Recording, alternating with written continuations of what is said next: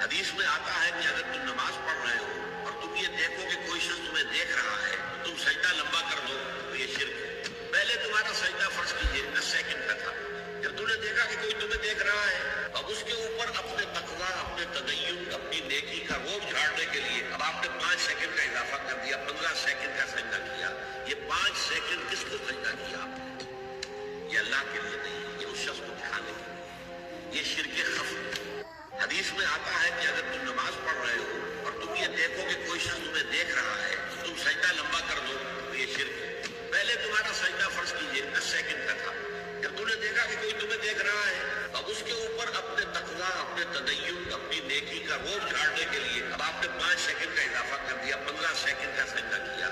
یہ 5 سیکنڈ کس کو سجدہ کیا آپ نے؟ یہ اللہ کے لیے نہیں، یہ اس شخص کو دکھانے کے لیے، یہ شرک خفی۔